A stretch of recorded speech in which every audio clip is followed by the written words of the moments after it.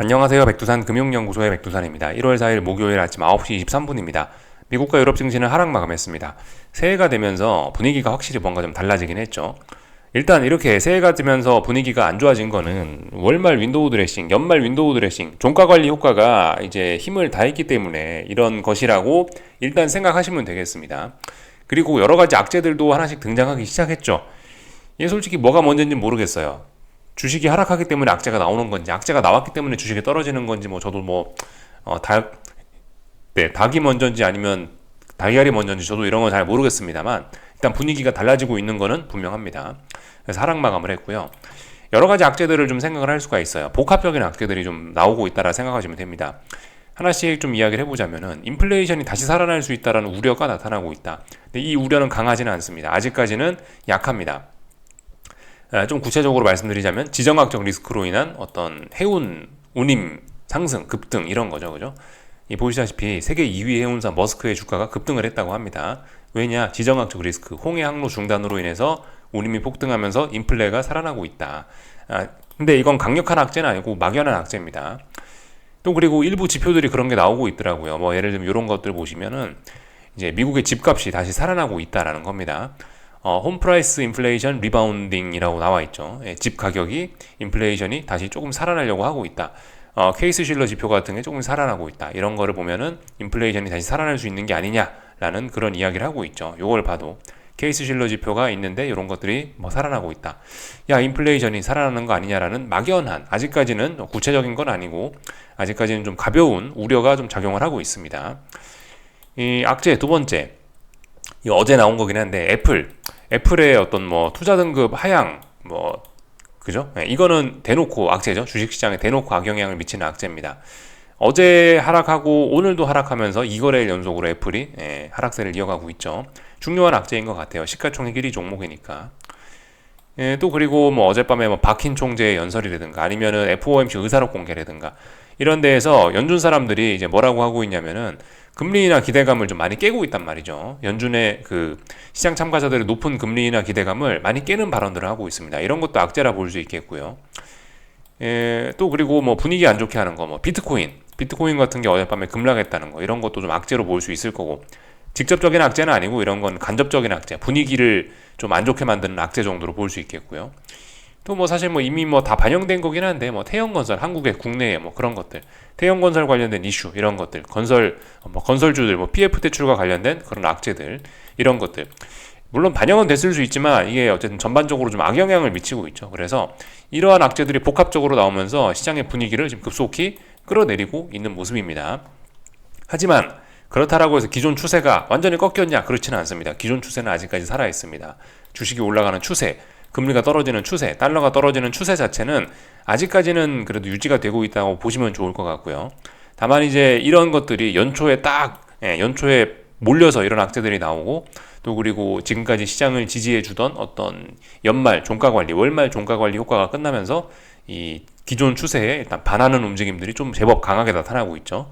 주식이 떨어지고 금리가 올라가고 달러가 올라가는 이런 흐름들이 나타나고 있는데 아직은 기존 추세 유지라고요. 그렇지만 이런 모습들이 지금 등장하고 있으니, 기존 추세에 역행하는 모습들이 등장하고 있으니 이제는 역발상의 근거, 또 역배팅의 근거가 이제 좀 등장을 하는 것이라고 보면 되겠죠. 지금 당장은 움직이는 게 제 생각에는 아닌 것 같고, 말씀드렸다시피 기존 추세는 아직까지 지속이란 말입니다. 기존 추세는 지속이니까 일단은 가만히 계셨다가 뭔가 이제 다시 기존 추세가 가려고 하는 그런 모습들이 나타나면 반등시 매도 전략 혹은 눌림시 매도 이런 식으로 하여튼 뭔가 조금만 더 기다리면 되지 않을까라는 생각이에요. 말씀드렸다시피 추격을 하는 거는 지금 좀 그런 것 같다. 기존 추세를 그대로 더 간다라고 생각하는 것도 추격이고, 지금 기존 추세가 조금 조정이 나오고 있는데 이거를 또 따라가는 이것도 추격인 것 같고, 그래서 이래저래 지금은 당장은 일단 할 게 좀 없어 보이는 그런 생각입니다. 그래서 여러 가지 악재들이 나오고 있고 시장 분위기가 좀씩 달라지고 있다는 거, 우리는 이제 그 정도 변화를 좀 느끼고 있으면 됩니다. 좀 구체적으로 아까 했던 이야기들 좀 기사를 살펴보자면은 어젯밤 나왔던 것 같아요. 리치먼드 연은 총재, 토마스 바킨 총재가 나와가지고 이런 이야기 한 게 좀 안 좋게 작용을 했죠. 어디 갔더라? 추가 금리 인상 가능성이 여전히 테이블 위에 놓여 있다라고 말했다고 합니다. 이런 점들 굉장히 시장의 높은 기대에 뒤통수를 치는 강력한 발언이라 할 수 있겠죠. 또 그리고 어제 FOMC 의사록 봤는데 여기서 이제 인하 시점은 논의 안 했다라고 합니다. 그죠?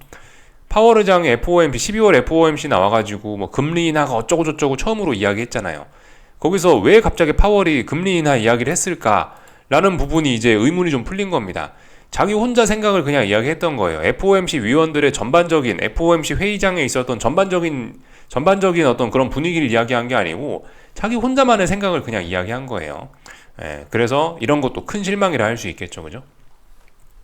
파월 의장은 자기 혼자만의 생각을 이야기한 거다. FOMC 인터뷰 자리에 나와가지고 모두의 생각을 이야기한 게 아니고 자기 혼자 생각을 그냥 이야기하고 집에 간 거다. 이렇게 생각하시면 되겠습니다. 그래서 파월 의장이 금리 인하 이야기를 했구나.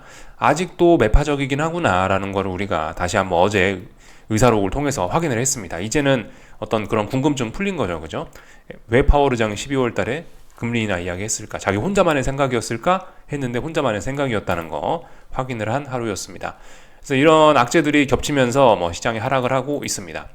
근데 솔직히 이런 악재들 갖다 붙이지 않더라도 말씀드렸다시피 이미 기존 추세가 너무 많이 왔기 때문에 기존 추세에 대한 피로감 때문이라도 그냥 시장은 하락할 수밖에 없는 이런 때긴 하죠. 그래서 주식시장 하락하고 금리가 다시 그렇게 움직이고 하여튼 아직까지 여러 가지 악재가 있다라고 말씀은 드렸는데 사실 이런 설명이 필요하지는 않습니다. 굳이 그냥 투기적인 이유로 설명을 해도 많이 올랐잖아. 이거 한마디면 사실 지금의 하락의 이유가 설명이 되는 거죠. 하여튼 그런 상황입니다. 근데 분위기는 알아야 되겠기에 이런 악재들이 등장하고 있고 연말이 끝나고 연초가 되면서 분위기가 달라지고 있다. 이런 분위기의 변화는 느껴야 된다. 그런 측면에서 쭉 다 살펴봤습니다. 그래서 보시다시피 미국 증시는 몇 거래일 연속으로 하락을 하고 있는데 사실 어젯밤에도 이게 보시면 전형적인 폭락장 그런 거는 좀 아니긴 했어요. 근데 어쨌든 분위기가 좀 많이 안 좋아지긴 했습니다. 확실히 그죠?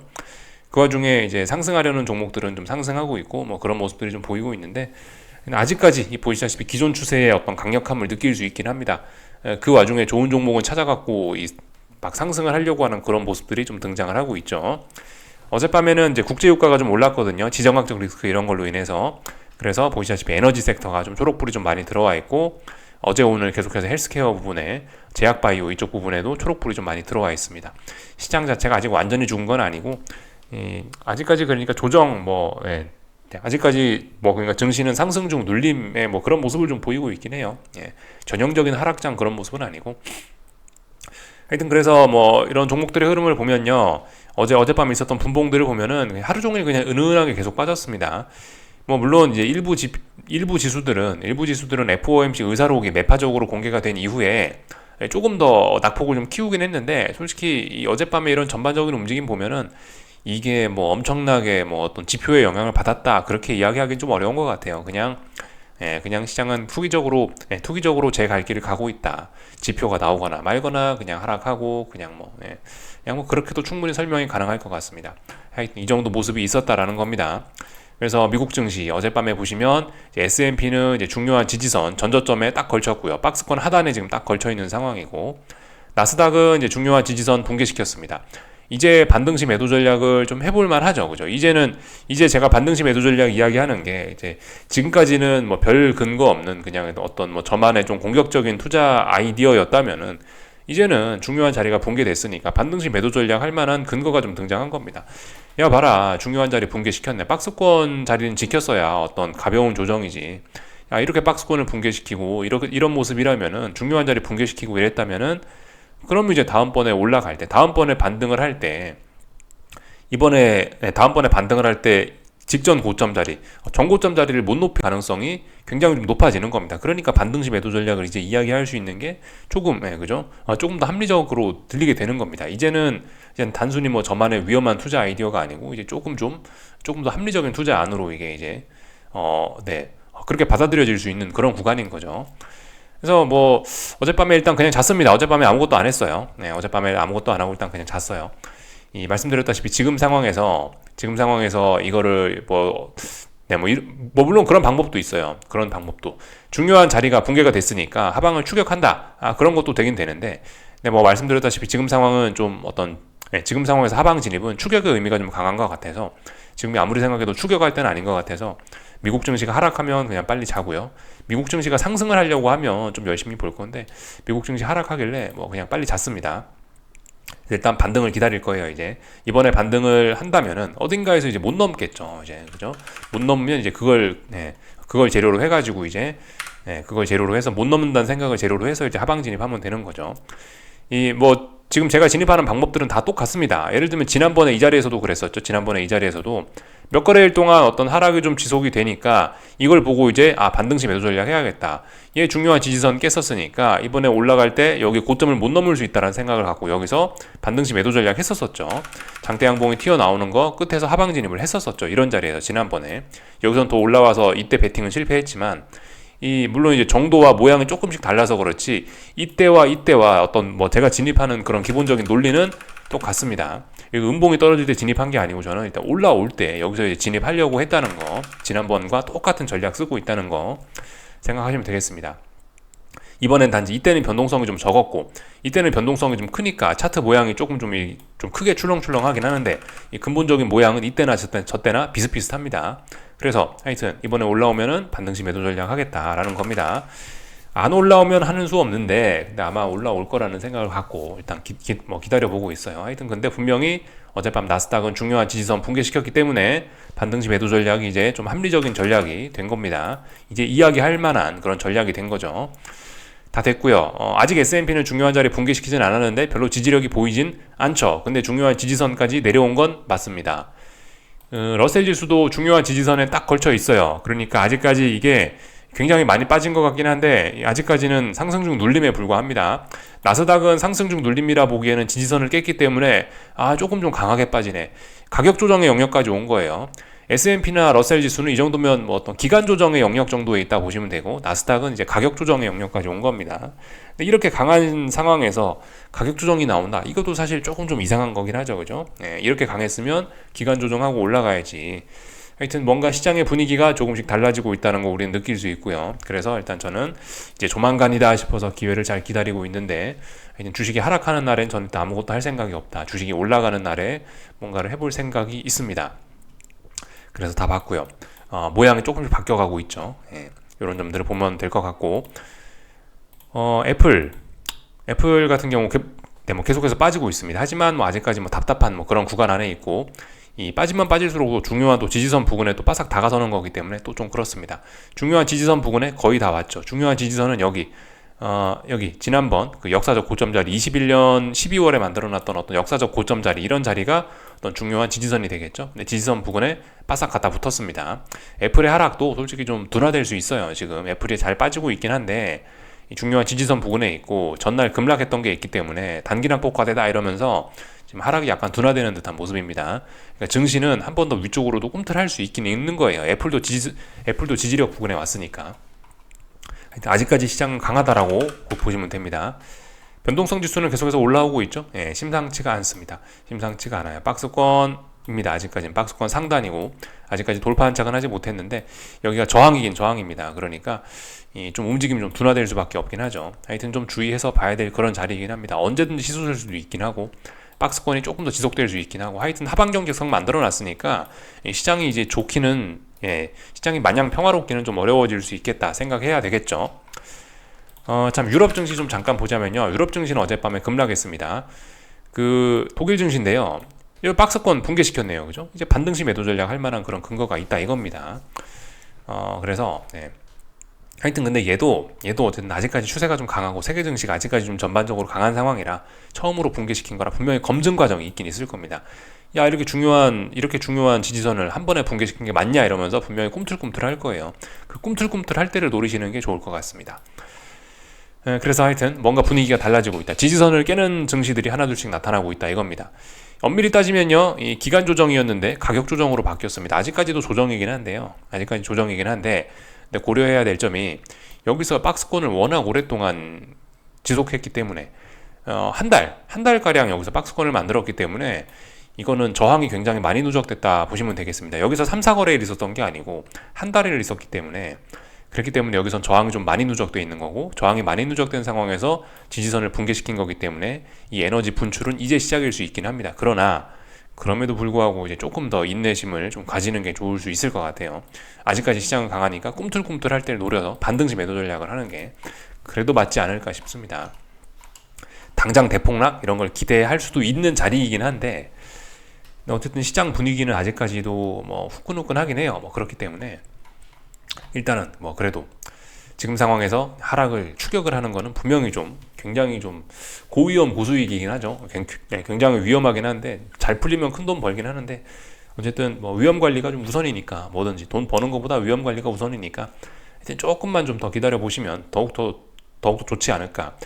아니다 나는 뭐 기다리기 어렵다 하시는 분들은 뭐 분할로 이렇게 조금씩 하방을 진입을 하는 것도 뭐 괜찮은 생각일 것 같긴 해요. 만약에 난 못 기다리겠다 뭐 그러시는 분들은 난 뭐 불안하다 나는 뭐 지금 안 사면 안 될 것 같다 하시는 분들은 분할 뭐 그런 접근 정도는 어쨌든 뭐 가능할 것 같긴 합니다. 그러나 저는 말씀드렸다시피 분할 안 해요. 저는 뭐 개인 투자 성향상 분할은 좋아하지 않고 저는 뭐든 한 번에 하는 성격이라 뭐 그런 건 안 하고 하여튼간 뭐 분할 뭐 이런 것도 하자면 뭐 가능은 할 것 같다. 분할 할 만한 근거 있죠, 그죠? 그렇게 생각하시면 될 것 같아요. 본인 원하시는 대로 하는 겁니다. 다 봤고요. 어젯밤에 이제 금리와 달러 봐야 되는데 보시다시피 어젯밤에 사실 장 초반에 미국 증시 개장하기 전에 금리가 엄청 오르고 있었고 미국 증시 개장하고 나선 금리는 정작 계속해서 떨어졌습니다. 그래서 사실 미국 증시는 우호적인 분위기였어요. 사실 장중에는 엄밀히 따지면요. 물론 이제 미국 증시 개장하기 전에 금리가 워낙 많이 오르고 있었기 때문에 그랬기 때문에 이제 장 초반 분위기는 안 좋았을 수 있는데 실질적인 움직임은 금리는 장중에 계속 떨어졌단 말입니다. 금리는 계속해서 떨어졌기 때문에 이거는 증시의 긍정적인 요인이죠. 근데 그랬음에도 불구하고 증시는 계속해서 하락했다. 독특한 면입니다. 그래서 하여튼 금리는 하락했다라는 거 보실 수가 있겠고, 그죠? 이런 게 좀 필요하긴 하죠. 그죠? 어제 중요한 이제 그 전날 중요한 어떤 저항을 돌파한착을 했으니까 중요한 저항을 돌파한착했으니까 이런 걸 검증하는 이런 게 필요하죠. 그죠? 필요하고. 모르겠습니다. 일단 음봉이 나왔고요. 이 음봉이 며칠이나 이어질지 아니면 오늘 밤 또다시 상승을 이어갈지 어쩔지 모르겠는데 일단 뭐 지켜봐야 되겠죠. 이 금리 상승을 원하시는 분들 입장에서 여기서 이제 바로 오늘 밤에 올라가는 게 가장 베스트 시나리오. 근데 만약에 이제 여기서 이제 조금 더 떨어질 수도 있긴 있는 겁니다. 그죠? 그래서 다중바닥형을 이쪽에서 뭐 하나, 둘, 셋 뭐 이런 식으로 3바닥 만들면은 요거는 뭐 두 번째로 괜찮은 시나리오라 볼 수 있겠네요. 여기서 바로 올라가 버리면 이거는 이제 굉장히 강력한 힘이 있다는 걸 암시하는 거고, 한 번 더 바닥 확인하면 그래도 힘이 조금은 약하구나, 아직 힘이 좀 붙이는구나 라는 걸 우리가 알 수가 있고요. 일단 그래서 저는 기다려 볼 생각입니다. 조금 더 내려올 수 있다는 시나리오를 가지고 금리 상승에 베팅을 하기 위해서 좀 기다리고 있습니다. 말씀드렸죠. 이거는 뭐 단타 목적으로 하는 거라고요. 기다리고 있습니다. 그래서 이런 모습들을 기다리고 있어요. 그래서 어젯밤에 하여튼 금리는 이런 모습이었다. 이런 모습은 사실 좀 말이 안 되긴 할 수도 있어요. 왜냐하면 어젯밤에 FOMC 의사록 매파적이었잖아요. 근데 금리 떨어지고 있죠. 그러니까 그냥 요즘은 어떤 투기성이 지배하고 있다, 이렇게 볼 수가 있겠습니다. 물론 여러 가지 경제 지표에 영향을 받았다라고 하면은 또 설명을 못할 것도 없긴 한데 어쨌든 투기적이라고 이야기하는 게 그냥 제일 편할 것 같아요. 각종 경제 지표들 어젯밤에 좀 나오긴 나왔거든요. 근데 그다지 뭐 시장에 영향을 미쳤다라고 보기는 좀 어려울 수 있다. 이 정도 말씀드리면 될 것 같고, 하여튼 그래서 어젯밤 금리는 뭐 조금 떨어졌죠. 장중에 그 금리는 계속해서 떨어졌다. 보시다시피 이겁니다. 장 초반에 이게 이제 미국 30년물 국채금리인데 10년물하고 똑같아요. 분봉 움직임은 똑같아요. 어제 미국 증시 장 초반에 조금 빠졌습니다. 그러니까 금리가 장 초반에 조금 올랐죠. 선물이니까 장 초반에 금리 조금 떨어지다가 장 초반에 금리 좀 오르다가 결국 장 막판 되면서 계속해서 올랐다라는 겁니다. 그래서 지금 보시면 금리는 이 거래일째 어딘가 저항을 확인하는 거예요. 이거 선물이죠. 선물이니까 금리 입장에서 보면 이거 뒤집어 놓고 보면 저항을 확인하고 있는 겁니다. 그래서 하여튼 그렇다. 다시 하여튼 채권 선물 가격 기준으로 봤을 때 중요한 거는 쌍바닥 가능성, 이건 언더슈팅일 가능성 있는 거죠. 그래서 이렇게 바닥 만들고 있고 쌍바닥 가능성 있고, 다만 이제 위쪽에 이제 어딘가가 또 이제 저항이 있죠. 그렇기 때문에 올라가는 게 좀 주춤하고 있는데 조금 더 올라가려고 시도는 할 것 같아요. 이 거래일 동안 여기서 어떤 지지력들을 확인했기 때문에 조금 더 올라갈 것 같다. 그러니까 금리는 조금 더 떨어질 수 있을 것 같다 라는 생각을 하면서 일단 금리 상승에 베팅을 하기 위해서 기다리고 있다라는 이야기를 드려봤죠. 어젯밤 그러니까 이랬다고요. 이랬는데도 불구하고 증시는 떨어졌다라는 겁니다. 재밌는 점이고, 다 확인을 했고요. 달러 좀 볼까요? 달러는 어젯밤에 올랐네요. 올랐지만 얘도 보시면 이제 미국 장중에 계속해서 떨어졌어요. 장중에 미국 본장 개장하고 나서 이 금리가 장중에 계속 떨어졌잖아요. 그 영향으로 달러도 장중엔 좀 떨어졌습니다. 그러니까 어제 장중에는 미국 증시 장중에는 굉장히 어떤 우호적인 분위기였죠. 우호적인 분위기였는데 뭐 보시다시피 근데 증시의 실질적인 움직임은 좀 그랬다. 어쨌든 달러는 근데 상승 마감한 건 맞긴 맞습니다. 중요한 자리들 돌파한 척 하고 있고요. 달러 인덱스. 그래서 사실 얘도 이제 여기까지만 여기 안에서 움직였으면 이제 기간 조정이죠. 기간 조정인데 하락 중 더 하락을 하기 위한 기간 조정인데 이 라인을 돌파한 척했기 때문에 이제 가격 조정의 영역으로 넘어온 겁니다. 이제 가격 조정의 영역까지 넘어왔고 추세 전환 가능성 뭐 그런 걸 이야기할 수 있긴 한데 아직까지는 중요한 저항들이 위쪽에 좀 많이 있습니다.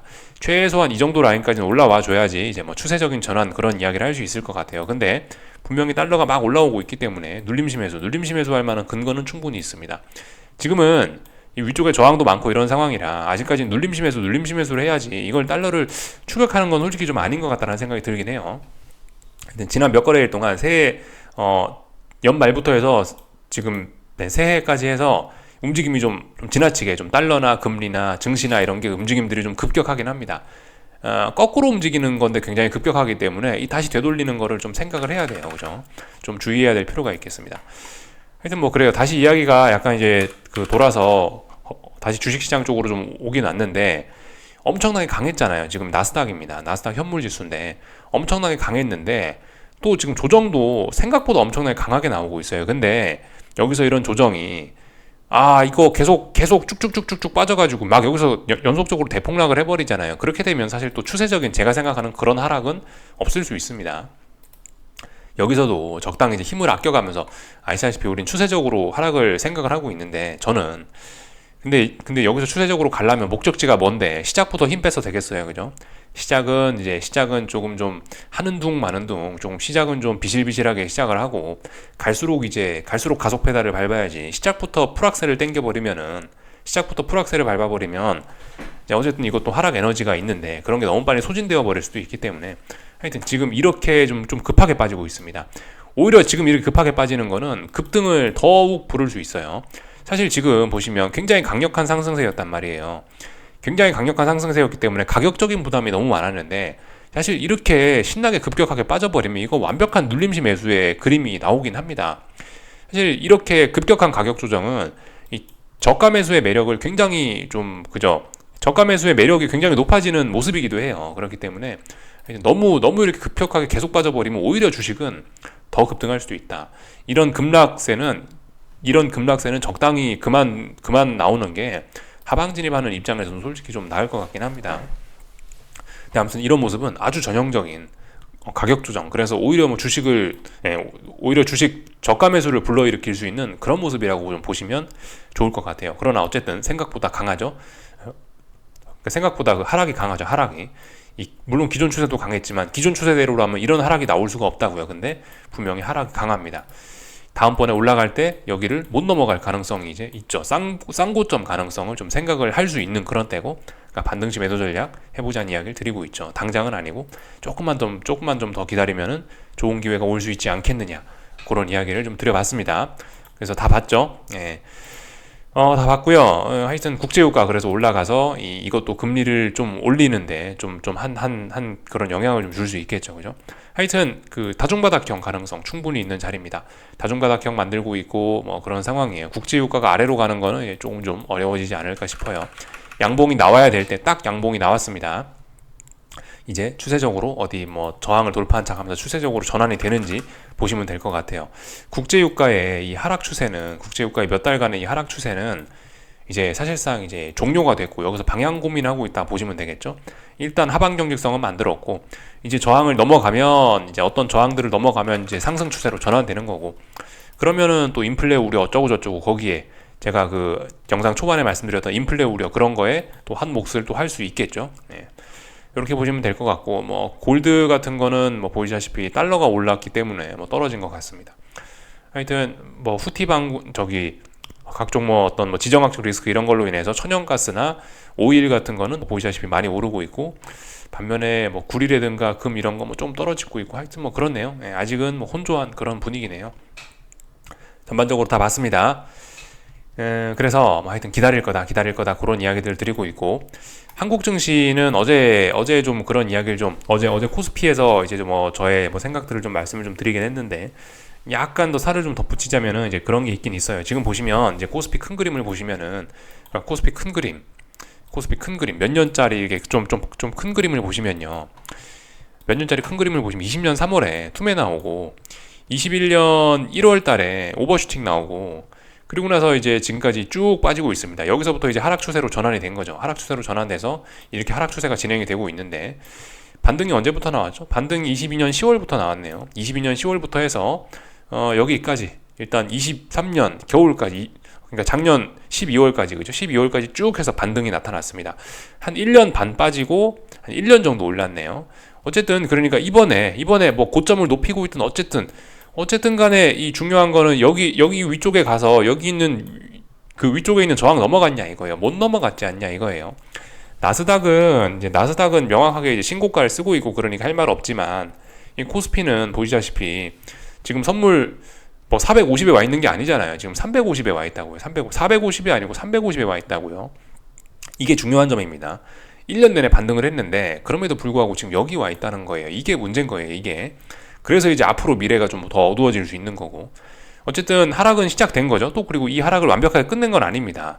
고점이 너무나 낮아져 있으니까, 고점이 이렇게 낮아져 있잖아요. 굉장히 많이 낮아져 있기 때문에 어쨌든 아직까지 그 하락에 큰 영향을 좀 받고 있는 거고, 근데 이제 지금 여기서 우리가 지금 이제 봐야 되는 게, 사실 지금 우리가 이제 그 여기서 엄청난 오버슈팅을 보고 나서 지난 몇 년간 엄청난 뭐 그런 시세 본 적 없잖아요. 뭐 엄청난 투매 본 적 있습니까? 없죠. 의미 있는 투매 나올 만하면 반등 나오고 해서 투매를 본 적 그런 거 없잖아요. 근데 지금 여기서 오히려 근데 콜옵션 외가가 3,400% 나는 콜옵션 초대박은 여기서 봤잖아요. 그렇기 때문에 이 자리는 오히려 반등의 끝일 가능성이 좀 높다라고도 생각을 할 수 있겠죠.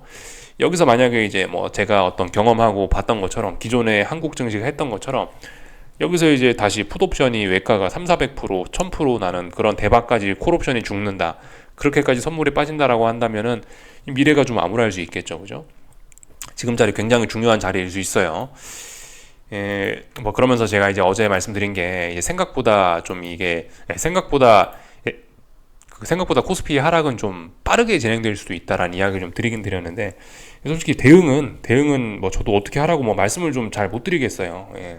사실 이제 저기 위쪽에서 어제나 위쪽에 이렇게 뭐 잡으셨던 분들은 뭐 괜찮으실 수 있는데, 아직까지 현금 들고 기다리시는 분들은 솔직히 이제 개인 투자 성향에 따라 이제 좀 움직임을 좀 달리 해야 될 수밖에 없다, 뭐 그렇게밖에 말씀 못 드릴 것 같아요.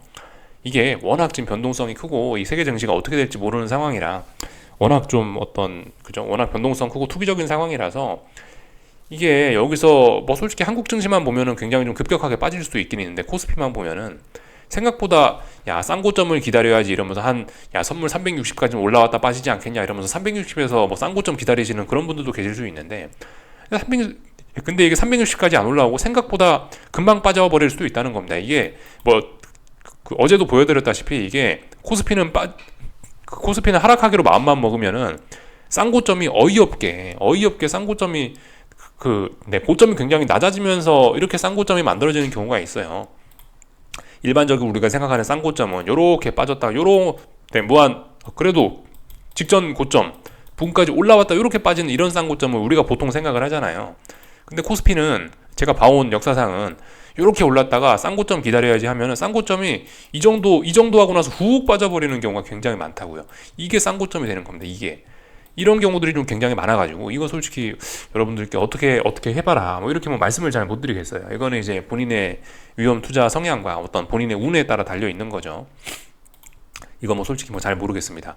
해외 증시 분위기에 따라서 해외 증시가 조금 버티면은 싼 고점 높이도 좀 높아질 수도 있을 거고, 해외 증시가 뭐 분위기가 좀 안 좋으면은 뭐 제가 말씀드렸던 그런 식으로 이게 싼 고점이냐 하는 정도로 어이없게 싼 고점 만들어내고 그냥 계속 무너져 내려버릴 수도 있는 거고, 솔직히 뭐 여기서 뭐 어떻게 대응해라 말씀을 좀 잘 못 드리겠긴 합니다.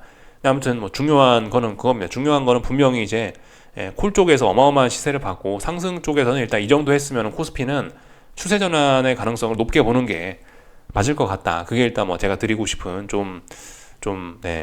그게 일단 뭐 제가 좀 강하게 이야기하고 있는 뭐 어떤 뭐 저만의 의견이죠.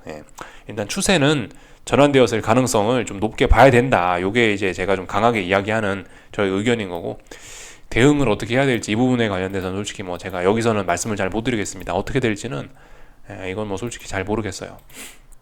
그 부분은 이제 본인 위험 감소 성향과 뭐 그런 거에 따라서 잘 모르겠다 싶으시면 뭐 분할로 접근하셔도 되는 거고, 아니다 나는 위험을 감소하려다 하면 뭐 충분히 기다리셨다가 또 한 번에 또 빡 진입하는 뭐 그런 방법을 쓸 수도 있는 거고, 그거 이제 본인의 영역입니다. 본인의 몫입니다. 그거는요. 하여튼 가장 좋았던 거는 뭐 1월 2일 새해 첫날이나 아니면 어제 시가에서 딱 하방 진입하는 게 사실 가장 좋았을 텐데, 아마 또 그렇게 움직이신 분들은 또 많지는 않으셨을 거고, 사실 그런 결정은 쉽지가 않잖아요. 그죠? 하여튼 근데 그렇게 잡으셨으면은 그냥 이제 계속해서 이제 뭐 또 계속해서 이제 좀 편안하게 좀 지켜보시면 될 것 같기도 하고, 하여튼 못하신 분들은 근데 조금 좀 고민을 좀 더 하시긴 하셔야 될 거다 이겁니다. 뭐 환율은 뭐 그냥 그럭저럭 그죠? 어제 달러 강세의 영향으로 이렇게 잘 올라가고 있습니다. 특별히 이상한 거 없고요.